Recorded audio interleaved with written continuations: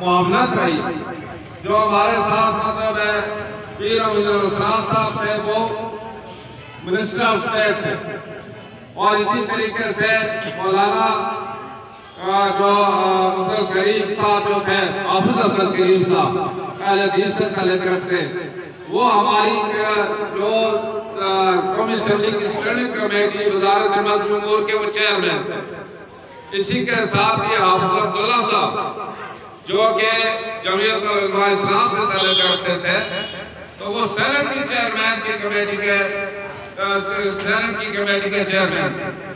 तो मकसद कहने का ये है कि जितने भी मसाले के लोग थे वो भी उसी वजारत से मुंसलिक थे। हमने सबसे मुशावरत करके जो है पॉलिसी बनाई, अल्लाह ने मदद फरमाई और उसमें लोगों को सहूलत मिली। सबसे बड़ी बात ये है कि इन्होंने जो हमारे मुस्तफा भाई हैं या मोहम्मद साहब हैं जी, और इसके साथ बाकी भी हैं, तो इन्होंने ये नियत की है कि हम अल्लाह के मेहमानों को सहूलत फराहम करेंगे। वैसे भी जिसका बुलावा आता है जरूर जाते हैं, कोई ज्यादा खर्च करता है, कोई कम खर्च करता है, लेकिन असल बात जो है जो सहूलत फराहम करना और खिदमत के जज्बे कहते हैं, इन्होंने इस एजेंसी का इकरा याद कराया। दूर दराज से लोग जाएंगे, उन्हें वहाँ सहूलत होती है, वो इबादत करें, वहाँ पर तवाफ करें, नवाफिल पढ़े, जितनी भी चीजें होगी उसमें अल्लाह ताला इनका भी हिस्सा करेगा। मेरा ये मान है, यकीन है कि खिदमत करने वाले का भी हिस्सा होता है। उलमाए कराम से हम सुनते हैं कि इबादत करने से जन्नत मिलती है, लेकिन खिदमत करने से खुदा मिलता है। खुदा सबसे बड़ी बात है, जब खुदा मिल गया तो सारी चीजें मिल जाती हैं। तो यही बात है, बड़ी अच्छी बात की नियत अच्छी हो, और जो ये पेशा है इदारत का पेशा, सब ताजरान अंदाज यहाँ पर बैठे हुए हैं कि हदीस शरीफ का मफ़हूम है, उलमाए कराम बैठे हैं, वो इसकी हमारी इस्लाह करेंगे कि सच्चे ताजर जो है वो क़यामत के दिन अंबिया के साथ उठाए जाएंगे, सिद्दीकीन के, अंबिया के साथ। इसी तरह मैं गलत ना हो जाऊं, कितना बड़ा दर्जा। और सच्चे ताजर का मकसद भी है कि वो सच्ची बात करे, खरे खोटे में बिल्कुल वजाहत करे कि ये सही माल है, ये सही नहीं है, इसकी ये कीमत है, इसकी ये कीमत है। आप यकीन जाने उसमें इजाफा होता है। लेकिन बदकिस्मती से जहाँ तक मैंने देखा अपनी उम्र में, हम गए जितने भी इस्लामी ममालिक में गए, पहले सऊदी अरब मक्का मुकर्रमा में ये बात नहीं होती थी, अब वहाँ पर भी ये बात हो गई है कि नर्क जो है वो दो किस्म के नर्क हो जाते हैं, ज्यादा बताते हैं फिर कम करके देते हैं, ये बात होगी। इसी तरह पाकिस्तान में तो हर जगह है, बहुत कम लोग ऐसे हैं कि जो सिर्फ एक ही रेट रखते हैं, कोई ले या न ले, और बताते भी। कल मैंने मानसरा में एक आजी आफ्ताब अब्बासी साहब, उन्होंने वहाँ पर कारोबार का आगाज किया। मुझे सुनकर बड़ी खुशी हुई। उन्होंने कहा जिस वक्त भी अज़ान का टाइम होता है, मैंने अपने जितने मुलाजमीन को कहा हुआ है बिल्कुल कारोबार बंद करें, दुकान बंद करें, उसको और उसमें नमाज पढ़ने के लिए जाना है। कोई शख्स ये नहीं कि वहाँ खड़ा है। कितनी अच्छी बात। अब जो अज़ान होती है वो किस लिए होती है? नमाज के लिए होती है, बुलावा होता है। हम लगा रहता है कि अपने कारोबार में भी इसमें कमी बेशी हो जाएगी, इसमें हमारे जो गार्ड चले जाएंगे, जिसकी वजह से यानी हमारे अकीदे में भी फर्क आ जाता है। अकीदे में अल्लाह ताला की रहमत देने वाला वो रोजी अगर एक शख्स अंदर बैठा है उसको भी देता है, और कारोबार करता है तो उसमें सुन्नत भी है, उसमें मजीद उसका इजाफा होता है। लेकिन क्यों ना उसको हम इस तरीके से बनाएं?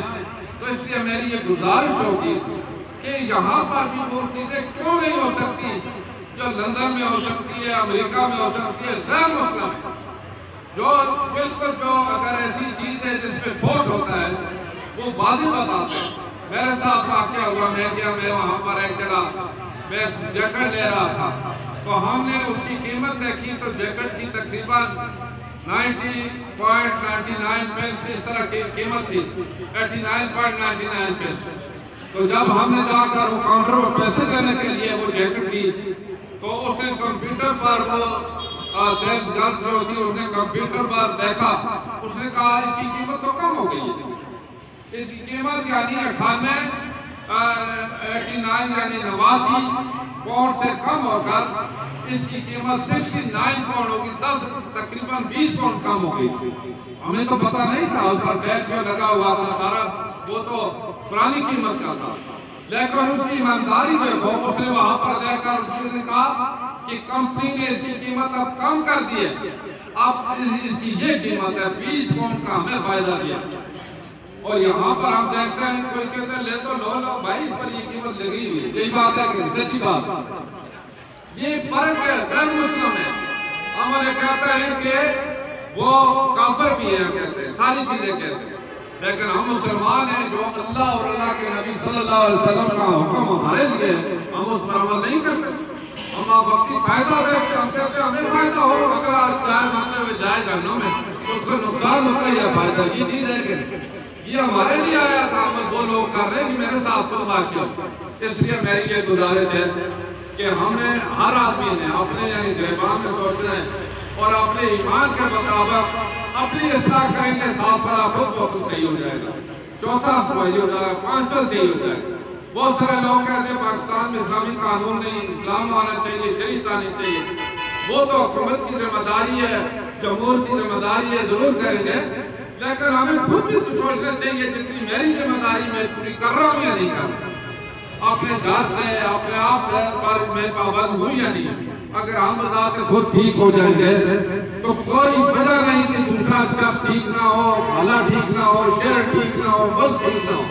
तो इसके लिए हमें अल्लाह और अल्लाह के हुक्म का जरूर उस पर अमल भी करना लाजमी है।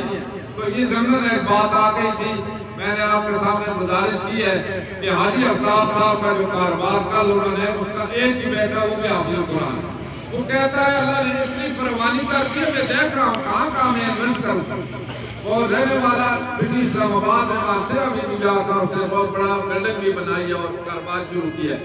तो इसलिए मैं यही गुजारिश भी करता हूँ और आपसे भी मतलब है कि आप दूसरों की मदद के लिए इस तरह का काम करें जिससे दूसरों को फायदा हुआ, आपको बजाते खुद से ऑटोमेटिकली फायदा भी हो सकता है। तो बेनाम ट्रैवल का जितने भी हजरात हैं मैं उनको मुबारकबाद देता हूँ, ताज मोहम्मद साहब को भी, मुस्तफा साहब को, फैज साहब को, बाकी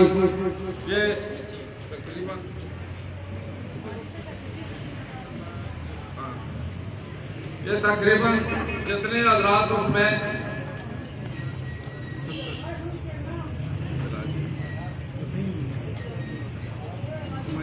बहरहाल